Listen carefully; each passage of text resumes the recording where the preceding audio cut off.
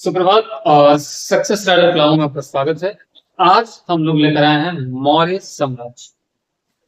तो सबसे पहले मौर्य साम्राज्य की शुरुआत कब हुई, कैसे हुई, इसका क्षेत्रफल यानी कि चौहद्दी क्या था, ये जानेंगे। क्योंकि ये सिर्फ क्लास 12 से लेने CUET और SSC एग्जाम्स के लिए बहुत ही महत्वपूर्ण हो। तो मौर्य साम्राज्य की जो राजधानी थी, ये राजधानी थी पाटलिपुत्रा, जिसका वर्तमान नाम क्या है, पटना, जो कि बिहार राज्य में है। बिहार की राजधानी आज भी है। यानी कि अगर आप झारखंड बिहार से बिलोंग करते हो तो आपको गर्व होना चाहिए कि यही वो साम्राज्य था जो भारत का सबसे पुराना और विशाल साम्राज्य, मगध साम्राज्य। और ये जो पाटलिपुत्र है या पटना है, ये दो नदियों के संगम पर अवस्थित है और उपजाऊ भूमि भी है वहां पे, क्योंकि वहां पे गंगा और सोन नदियों का संगम। तो एमसीक्यू में पूछेगा कि पटना किस नदी के संगम पर अवस्थित है। कोयल गंगा, सोन कोयल, दामोदर सोन या फिर सोन गंगा, इस टाइप का कंपेयर लेके रहेगा। तो आपको ABCD करके वहां पर मारना है। तो किस नदी के तट पे संगम पे है, सोन और गंगा के संगम से, जहां पे दोनों मिलते हैं। ठीक है। और प्रशासन का, सेना का और व्यापार का मुख्य केंद्र पटना यानी कि पाटलिपुत्र ही था। किसका, मौर्य। और सबसे खास बात, जो यूनानी राजदूत आया था भारत, यानी कि मेगास्थनीज, जो अम्बेसडर बन के आया था सेल्यूकस निकेटर का, वो भी पाटलिपुत्र में ही रुका था और उसने इंडिका की रचना। सेल्यूकस निकेटर जब राजदूत बन के आया तो कहाँ रुका, पाटलिपुत्र। मेगास्थनीज जब राजदूत बनकर आया, उन्होंने कहाँ रुकने का उसको रोका गया, कहाँ रखा गया, तो राजधानी पाटलिपुत्र में। अगर बात की जाए इसका चौहद्दी का, तो नॉर्थ में हिमालय, साउथ में कर्नाटक, ईस्ट में बंगाल और वेस्ट में अफगानिस्तान। ये इसकी चौहद्दी। कुछ महत्वपूर्ण जो क्षेत्र है जिसको हम लोग जानना चाहिए, तो उसमें है कि नॉर्थ वेस्ट, उत्तर पश्चिम में तक्षशिला, जो वर्तमान में पाकिस्तान में पड़ता है। तो जब सिकंदर महान की मृत्यु हो, सिकंदर की मृत्यु कब हुई, 323 ईसा पूर्व। तो इसीलिए कभी कभी किसी इतिहास में मौर्य साम्राज्य की शुरुआत 323 भी माना है। लेकिन जो औपचारिक मौर्य साम्राज्य की स्थापना है, वो हुई थी नंद वंश की समाप्ति के बाद। औपचारिक रूप से, ऑफिशियल रूप से मौर्य साम्राज्य की स्थापना होती है नंद वंश के जो राजा थे घनानंद, उनको हराने के बाद। और इसलिए माना जाता है 321 ईसा। नहीं तो तक्षशिला यानी कि उत्तर पश्चिम के क्षेत्र पे कब्जा करने की प्रक्रिया शुरू हुई थी 323 ईसा पूर्व। क्योंकि जब सिकंदर की मृत्यु हो गई तो जो उसके सेनापति थे आपस में ही सत्ता के लिए लड़ने लगे, और उसका फायदा चंद्रगुप्त मौर्य ने बखूबी उठाया। तो तक्षशिला जो कि प्रशासनिक केंद्र था, शिक्षा का प्रसिद्ध स्थल था। तक्षशिला विश्वविद्यालय बहुत पॉपुलर है। तक्षशिला, नालंदा, विक्रमशिला यूनिवर्सिटी अपने समय का एक टॉप यूनिवर्सिटी था वर्ल्ड। और वहां पे कई बार विद्रोह भी हुआ, क्योंकि सिकंदर का शासन था, सिकंदर के सेनापति आपस में लड़ने लगे, और भी बहुत सारे प्रशासनिक क्षेत्र जहां होता है वहां पे विद्रोह भी होता है। अब आते हैं पश्चिम की तरफ, जो है कंधार। कांधार महाभारत के धृतराष्ट्र की पत्नी गांधारी का मायका गांधार से बना है, जो वर्तमान में कंधार नाम से विख्यात है। और ये है अफगानिस्तान, जो कि पाकिस्तान के सीमा पर है। पाकिस्तान और अफगानिस्तान के सीमा का जो एरिया है, जैसे भारत पाकिस्तान के बीच कश्मीर है ना, तो ऐसे सीमावर्ती इलाका है कंधार। यानी कि जहां पाकिस्तान खत्म होता है और अफगानिस्तान शुरू होता है, वहां है कंधार, और ये तरनाक और अरंगदाब नदियों के बीच अवस्थित।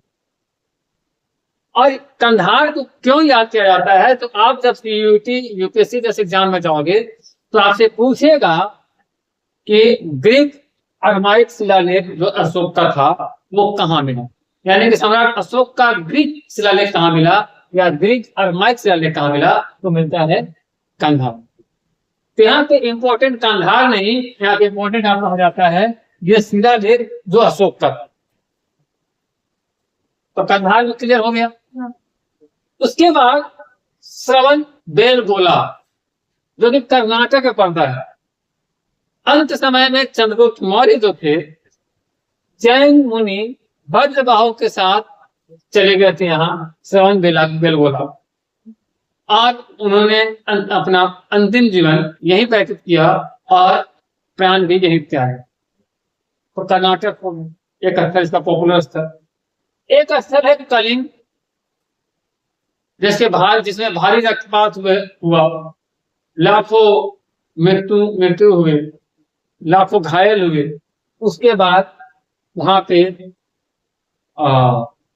हम नीति अपनाने का घोषणा करता है। उसके बाद ही सम्राट अशोक बौद्ध धर्म इसके बाद ही अपनाता है। तो एक कलिंग युद्ध हुआ था 261 ईसा पूर्व में, और ये कलिंग पड़ता है उड़ीसा में। और ये कलिंग विजय चंद्रगुप्त बिंदुसार दोनों का सपना था, जिसे पूरा किया था सम्राट अशोक। और कलिंग युद्ध के बाद धौली एक जगह है जहां पे एक शिलालेख मिला।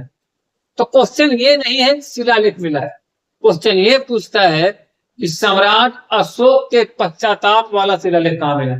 यानी कि जो कलिंग युद्ध में जो घटनाएं घटी थी उसको पश्चाताप हो रहा था, उसका वर्णन वो शिलालेख नहीं किया। तो वो शिलालेख जो मिला है वो मिला है धौली में। तो यहाँ पे ये इंपॉर्टेंट हो जाता है कि पश्चाताप वाला शिलालेख कहाँ मिला। तो इसको आप अंडरलाइन कर लीजिएगा याद करने से। उसके बाद सांची चलते हैं। सांची के रायसेन जिला जो मध्य प्रदेश में है, सांची गांव है, वहां पे एक स्तूप मिला है, प्रसिद्ध स्तूप। और ये बौद्ध स्तूप है। इसका निर्माण भी पता है किसने करवाया? सम्राट अशोक ने। सारनाथ में स्तूप है कि स्तंभ है? सारनाथ में स्तंभ। और वहां जो स्तूप स्तंभ मिला है वो भारत से 4 राष्ट्रीय प्रतीक सत्यमेव जयते जिसमें लिखा हुआ होता है 3 से दिखते हैं, एक पीछे होता है। तो ये राष्ट्रीय प्रतीक जो हमारा है कहां से लिया गया है? सारनाथ से अशोक स्तंभ से लिए गए हैं। तो ये राष्ट्रीय प्रतीक भी आपका काम का होगी। उसके बाद आते हैं कि चंद्रगुप्त मौर्य की राजा कैसे बना, मौर्य समाज का स्थापना कैसे हुआ। तो चंद्रगुप्त मौर्य की माता जी का नाम था मुरा। माता जी का नाम क्या था? मुरा। और पिता थे स्वार्थ सिद्ध मौर्य। पिता का नाम था स्वार्थ सिद्ध मौर्य। और उनके एक ही शिक्षक का नाम आता है जिनका नाम था चाणक्य। विष्णुगुप्त लोग कहते हैं और लोग इन्हें कौटिल्य देखते। अब नाम में भी मतभेद है, क्योंकि कुछ लोग कहते हैं कि उनका जो गोत्र था उसकी वजह से कौटिल्य कहा गया। वो अलग अलग जगहों पे अलग अलग बातें प्रचलित हैं, लेकिन ये तो तय है कि चाणक्य ही उनके गुरु थे। और वो इसलिए तय है कि चाणक्य या कौटिल्य ने जो अपनी पुस्तक लिखी है अर्थशास्त्र, उसमें उसने पूरी मौर्य साम्राज्य के बारे में प्रशासनिक से लेकर राजनीतिक से लेकर सैन्य से लेकर सभी चीजों का वर्णन। सम्राट चंद्रगुप्त मौर्य के पत्नी भी 2 थे। एक अपनी पत्नी थी और एक युद्ध में विजित की हुई पत्नी। तो अपनी पत्नी का नाम था दुर्धरा। चंद्रगुप्त मौर्य की जो शादी हुई थी, जिसको हम लोग आज के भाषा में कहते हैं अरेंज मैरिज, तो अरेंज मैरिज जो हुआ था परिवार के मन से जो हुआ था, उस पत्नी का नाम था दुर्धरा। एक और पत्नी थी जिसके बारे में आगे जब आएंगे तो बताएंगे, 321 ईसा पूर्व में नंद वंश के अंतिम राजा घनानंद को हराया जाता है, और हराया इसलिए जाता है कि घनानंद ने इज्जत उतार दी थी चाणक्य, उनकी बेइज्जती की थी, और उन्होंने प्रण लिया था, अपनी चुटिया मानी थी कि ये शिखा तब तक नहीं खुलेगा जब तक कि मैं इस जब तक इसका साम्राज्य को बदला न लूं। जब तक मैं इस साम्राज्य को नष्ट न कर दूं, वही बदला न लूंगा। उसके बाद उनकी नजर चंद्रगुप्त मौर्य पड़ती है, जो कि जिनका जन्म स्थल मगध और कहीं कहीं तक्षशिला बताया गया है। तो जन्म स्थल में कंफ्यूजन है कि मगध था कि तक्षशिला।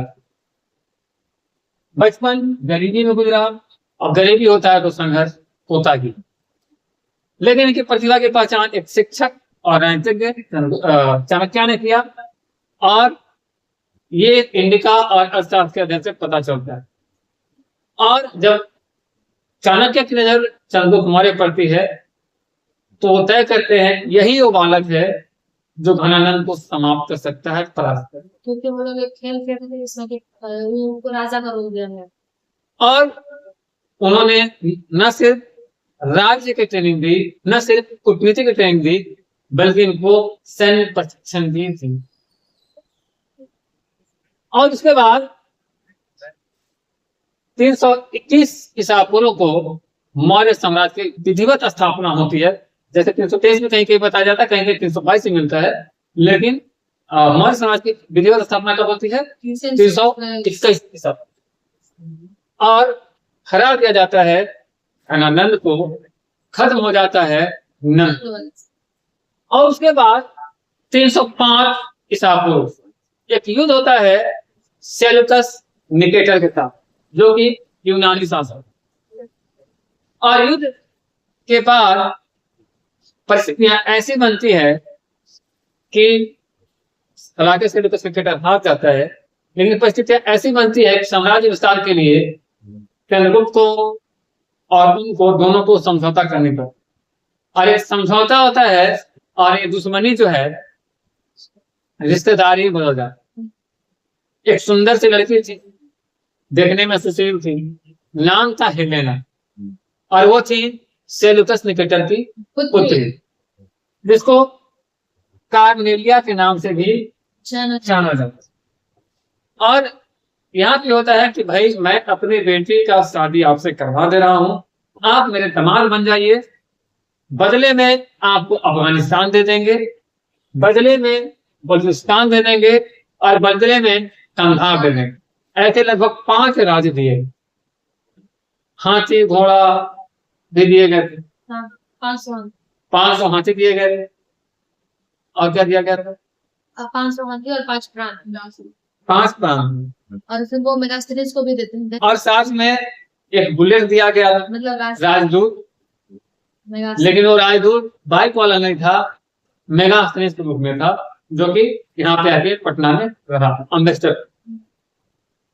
और जब रिश्तेदारी बदली, तो ये दुनिया का पहला अंतरराष्ट्रीय विवाह, यानी कि देश से बाहर किया गया पहली शादी थी। इसको इसीलिए फर्स्ट इंटरनेशनल मैरिज, पहला अंतरराष्ट्रीय विवाह था। और जब पहला अंतरराष्ट्रीय विवाह हुआ तो पूरी दुनिया का होगा, न कि किसी देश का। तो पूरी दुनिया में पहली बार विदेश से विदेशी लड़की शादी करके लाने का श्रेय भी एक इंडियन को जाता है, और वो नाम था चंद्रगुप्त मौर्य। अब आते हैं, जब यहाँ पे मेगास्टेनिस आया तो उसने पुस्तक लिखी, इसका नाम है इंडिका। और आपकी जानकारी के लिए बता दें कि इंडिका की कॉपी एक ही, उसकी दूसरी कॉपी आज तक नहीं है, एक ही कॉपी लिखी है। जैसे बाकी जब पुस्तक लिखाता है ना, जैसे सपोज करो कि मैंने पुस्तक लिखा है, ये मैंने लिखा है, तो इसकी बहुत सारी कॉपियां हैं, पॉलिटिकल हो या इसकी बहुत सारी कॉपियां हैं। लेकिन जब इंडिका लिखी गई तो उसकी एक ही कॉपी। तो आपसे हमसे को पूछेगा कि इंडिका की कितनी कॉपी है, तब तो जनरली सब लोग छपा है बहुत सारा हो, लेकिन नहीं, उसी कॉपी एक। चंद्रगुप्त की पत्नी कितनी थी? 2। चंद्रगुप्त का दूसरा नाम क्या था? एंड्रोकोटस और सैंड्रोकोटस। तो जस्टिन और स्ट्रैबो ने इनको सैंडो सैंड्रोकोरस कहा, और एरियंस और प्लूटार्क के अनुसार इनको एंड्रोकोरस। कहा गया। तो इनका 3 नाम हो गया, चंद्रगुप्त, एंड्रोकोरस और सैंड्रोकोरस।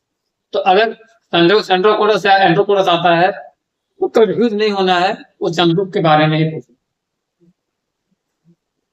जब इनकी मृत्यु हो जाती है 297 ईसा पूर्व में, तो इनके पुत्र बिंदुसार, हाँ 297 में इनकी मृत्यु हुई। हाँ, तो इनके मृत्यु से पहले ही, क्योंकि ये मृत्यु होने से पहले ही अपना सत्ता को त्याग करके जैन धर्म अपना लिए थे और चले गए थे श्रवण बेलागोला। तो 297 में इनकी मृत्यु हो गई थी, लेकिन मृत्यु से 1 साल पहले 298 ईसा पूर्व ही इनका जो बेटा है, पुत्र है बिंदुसार, जिनको यूनानी लोग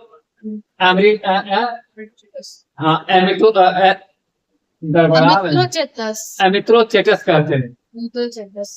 तो ये सत्ता संभाल लिए। तो बिंदुसार कब सत्ता संभाले?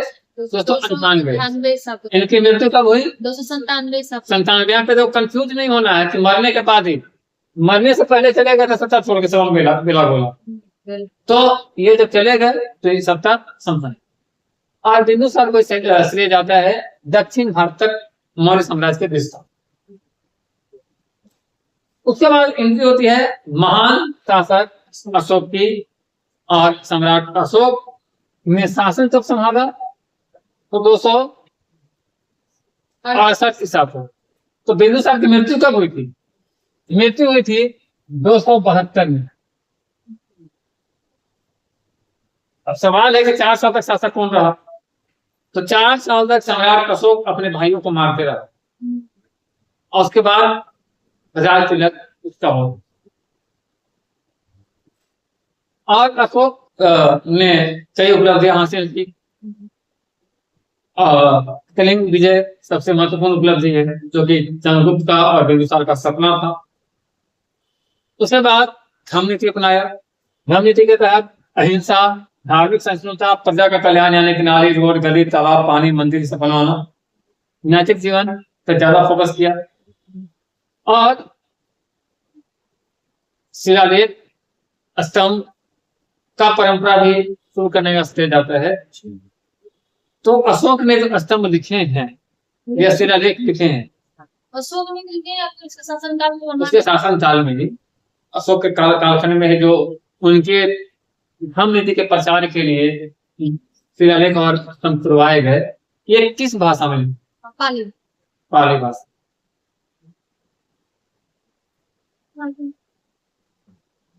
पाली पक्का है? हाँ, मेरे पाली। और किस लिपि में लिखे गए? खरष्टी लिपि, ब्राह्मी और खरष्टी दोनों लिपि कहीं से। तो लिपि ब्राह्मी और खरष्टी है, और भाषा पाली और प्राकृत भी कहीं नहीं देखने को। पाली और प्राकृत। हाँ। लेकिन एक जो है वो ग्रीक भी। हाँ, तो कुछ कुछ जैसे जो और भी नहीं, ये इम्पोर्टेंट इसलिए है ना कि ये एक है। हाँ। सब जो है मैक्सिमम जो है प्राकृत और पाली भाषा में है, और खरष्टी और ब्राह्मी लिपि में। लेकिन ये जो है ये ग्रीक अरमाइक भाषा। उसके बाद अशोक के बाद दशरथ मौर्य बनते हैं, मौर्य काल के राजा, जो अशोक के पुत्र। उसके बाद संप्रति, अच्छा, दशरथ मौर्य कालखंड 232 से 224। हाँ। उसके बाद संप्रति 224 से 215 सब ईसा पूर्व में आते जाइएगा। सालिशुक 215 से 202, देवबर्मन 202 से 195, सत धनवम मौर्य 195 से 87, और अंतिम शासक थे वीरेंद्र। ये याद रखिएगा वीरेंद्र थोड़ा जरूर, क्योंकि ये अंतिम शासक थे और इनके ही सेनापति पुष्यमित्र ने इनकी हत्या की थी 185 ईसा पूर्व में, और शुंग वंश की स्थापना की। हाँ। तो मौर्य वंश से खत्म होता है तो कौन वंश शुरू होता है? शुंग वंश। और ये श्रेय जाता है पुष्यमित्र, इसने ही हत्या किया था। तो मौर्य काल खत्म कब हुआ? 150।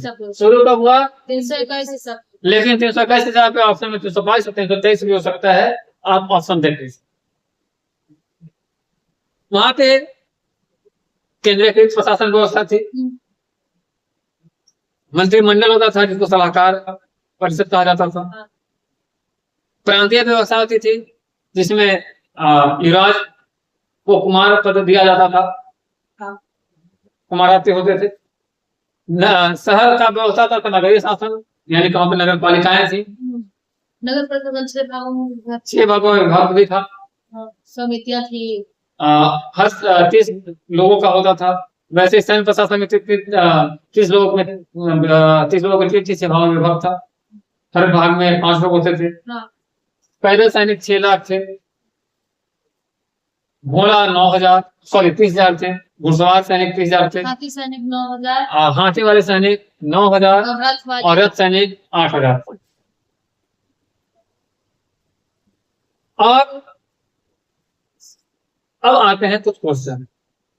Seleucus Nicator versus Chandragupta Maurya के बीच युद्ध कहाँ हुआ? सेल्यूसिड नदी के पास नहीं, नदी का नाम कब हुआ था? तुझे कहीं भी 305 ईसा पूर्व में युद्ध हुआ था और युद्ध हुआ था सिंधु नदी के तट। कहाँ युद्ध हुआ था? सिंधु नदी के तट। और उसके बाद 5 प्रांत दिए थे जिसमें आपको मैंने बताया कंधार, अफगानिस्तान, बलूचिस्तान, काबुल और हेरात। हाँ। ठीक है। और दरबार में कौन आया था राजदूत बन के? मेगास्थनीज आया था। मेगास्थनीज की पुस्तक का नाम इंडिया का। उसमें मौर्य समाज के राजनीतिक और सामाजिक जीवन के बारे में लिखा है। अब आते हैं सुदर्शन झील कहाँ है? उसका निर्माण गवर्नर पुनर्निर्माण करवाया था कर्नाटक में। ये सौराष्ट्र गुजरात में है और इसका निर्माण पुष्यमित्र द्वारा कराया गया। निर्माण पुष्यमित्र और पुनर्निर्माण तो आप कहिए कि मौर्य काल में पुष्यमित्र, जहां तक पुष्यमित्र मौर्य काल का सेनापति था, बाद में वो राजा बना। फिर क्या बोलते हैं, पुष्यमित्र को सौराष्ट्र का राज्यपाल बनाया, यानी गुजरात का राज्यपाल बनाया गया था चंद्रगुप्त। तो सेनापति बनने से पहले वहां का राज्यपाल था। तो राज्यपाल कौन बनाया था? चंद्रगुप्त मौर्य। और उसके बाद जूनागढ़ अभिलेख है, आपसे पूछेगा मौर्य समाज का जिक्र किस अभिलेख में मिलता है? तो जूनागढ़ अभिलेख भी आप पूछ सकते हो। एरन अभिलेख जूनागढ़ हो गया, एरन अभिलेख हो गया। जैन धर्म में चंद्रगुप्त मौर्य जैन धर्म का अनुयायी थे। मौर्य में मगध में कितने वर्षों तक अकाल पड़ा? मगध साम्राज्य में लगातार कितने वर्षों तक अकाल पड़ा? 12 वर्ष। ये क्वेश्चन पूछेगा कि मगध साम्राज्य में या मगध में अकाल का कालखंड क्या था? तो 12 वर्ष था।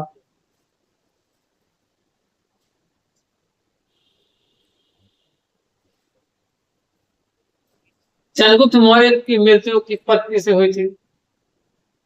वो ना क्या कहते हैं उनको? अंत्याग।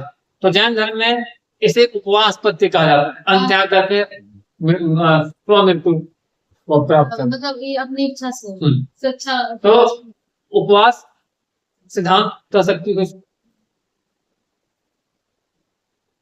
अब आते हैं विष्णु के बारे में, जिनका अन्य नाम चाणक्य कौटिल्य भी है। इनके पुस्तक का नाम अर्थशास्त्र है और ये अर्थशास्त्र पुस्तक है, शासन पे लिखी हुई पुस्तक है। और इसकी तुलना किस पुस्तक से की जाती है? अर्थशास्त्र की तुलना किस पुस्तक से की जाती है? ये क्वेश्चन पूछेगा। इंडिका से नहीं, इसकी तुलना की जाती है द प्रिंस से, जो मैकियावेली लिखी। मैकियावेली पॉलिटिकल फिलोसफर थे ना। तो अर्थशास्त्र की तुलना किससे होती है? द प्रिंस से। द प्रिंस से। और इसके लेखक कौन है? मैकियावेली।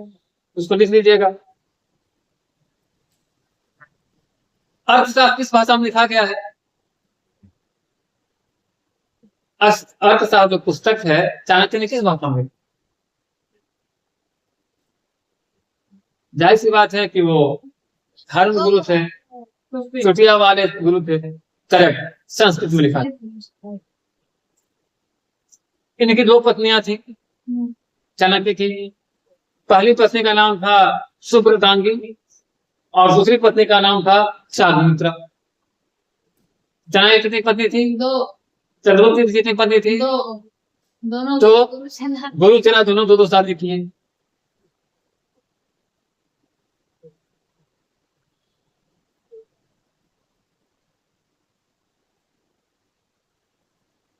अच्छा, बिंदुसार के पुत्र कितने थे? सो हाँ, लगभग 100 से अधिक माने जाते हैं। 99 + 2 101 माने जाते हैं। आगम कुआं एक है पटना में, उसके हिसाब से 101 माने जाते हैं, जिसमें अशोक, सुशील, श्यामक, बिट्टा अशोक बहुत सारे लोग। आदमी था कि फैक्ट्री था?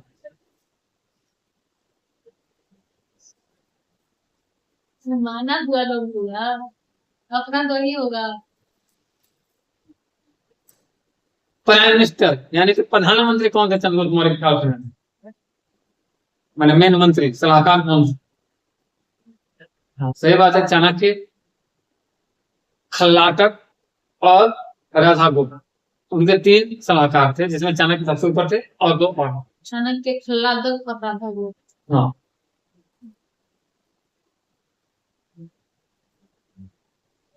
एंटियोकस का राजदूत कौन था जो बिंदुसार के दरबार में आया? एंटियोकस का राजदूत कौन था जो बिंदुसार के दरबार में आया था? देख लीजिएगा, नाम है डायमेकस। डायमेकस बिंदुसार के दरबार में आया, जो कि एंटियोकस का राजदूत था। अब एंटियोकस कौन था सवाल ये भी आ रहा होगा। तो ये सीरिया का राजा था। सीरिया का राजा एंटियोकस का राजदूत डायमेकस बिंदुसार के दरबार में।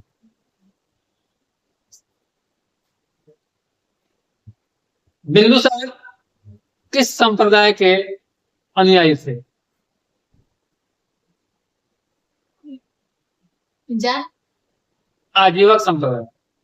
बिंदुसार आजीवक संप्रदाय के अनुयायी। ये सब एमसीक्यू आपको आएगा तो ध्यान से लिखना होगा। आजीवक संप्रदाय। हाँ, ये तो पता ना। हाँ,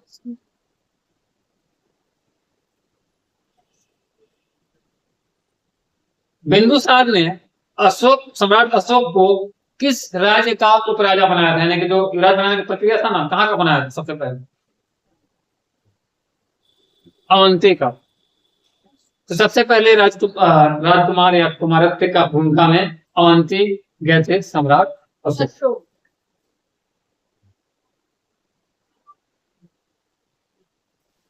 बिंदुसार ने कुछ मांगा था, किससे? एंटियोकस से। मांगा क्या?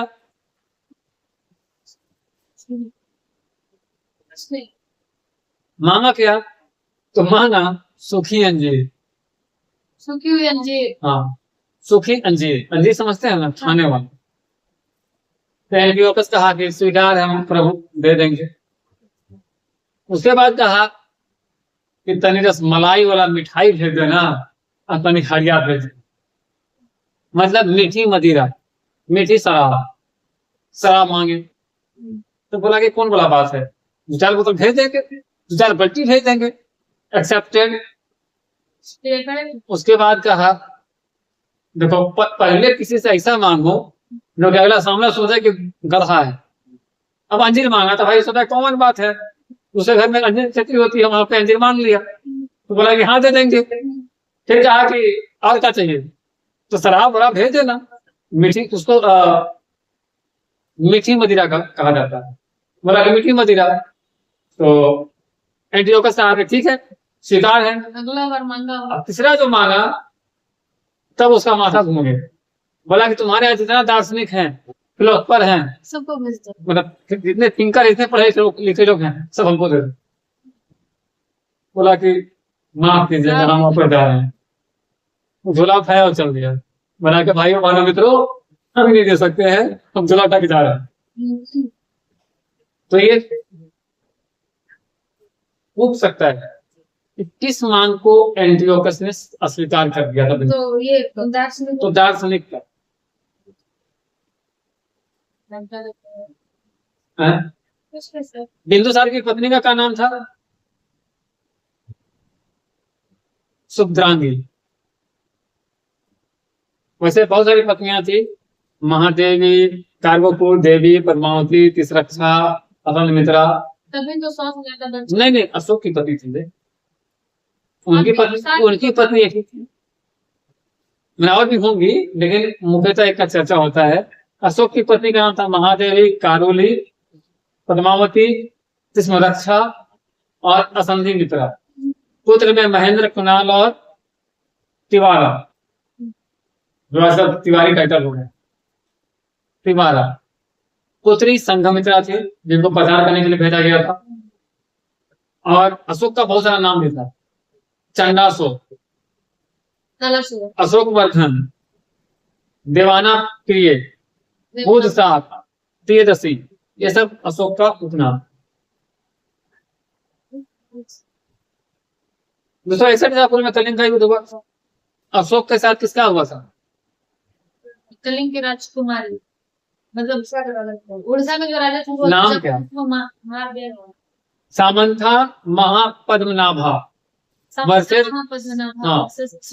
अशोक। सामंथा महापद्मनाभा उड़ीसा के राजा का नाम। ठीक है। कारण क्या था? तो दक्षिण आने वाले मार्ग पर स्थित था। करना चाहिए। बड़ा सुंदर नाम।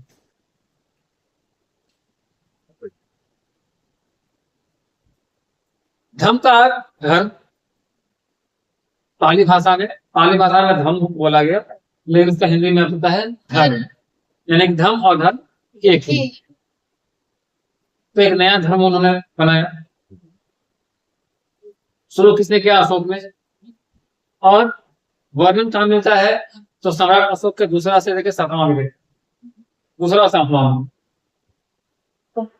इसमें नैतिकता क्या थी? तो बड़ों का सम्मान करना है, माता पिता की सेवा करना है, गुरुजनों का सम्मान करना है, पढ़ने के प्रति दया भाव रखना है, किसी को भी ये चोट नहीं पहुंचाना है, हिंसा नहीं। और धर्म नीति सबसे ज्यादा सफल किस देश में हुआ? श्रीलंका। और अशोक द्वारा धर्म के प्रचार हेतु क्या किया गया था? धम्म महामात्रों की नियुक्ति की गई थी। और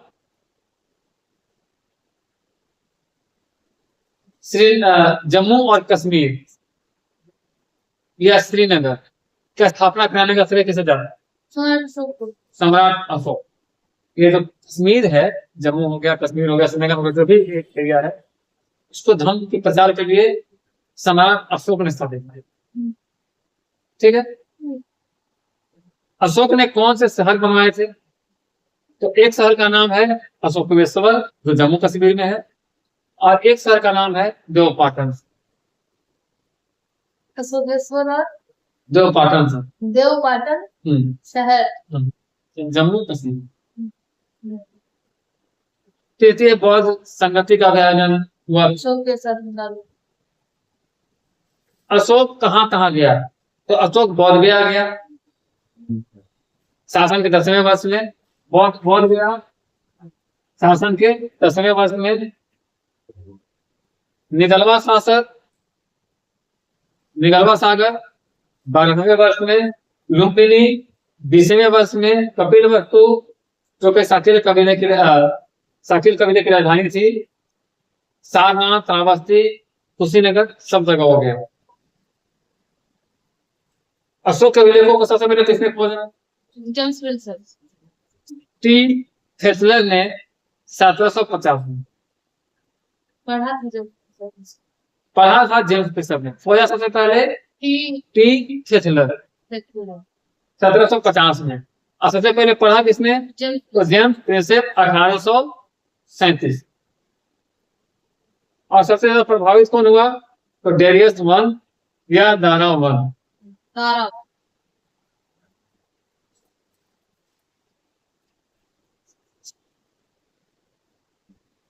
अभिलेख कितने प्रकार के थे? खंड क्या है? अभिलेख के प्रकार है शिलालेख, स्तंभ लेख और गुफा लेख। गुफा लेख को गुहा लेख भी कहते हैं। शिलालेख के वे दो प्रकार है, एक बृहद और एक लघु, बड़ा और छोटा। बृहद शिलालेखों की संख्या है 14, जो कि 8 स्थानों पर प्राप्त हुआ है। नहीं बंद कर। नहीं, हम ये बोल रहे हैं ना कि नोट्स में खत्म है। चलिए आज के लिए इतना ही, मिलते हैं पार्ट 2 में। बने रहिए ऐसे ही महत्वपूर्ण जानकारी के लिए। बच्चे बोर हो रहे हैं, काफी लंबी कक्षाएं चल गए। Bye bye.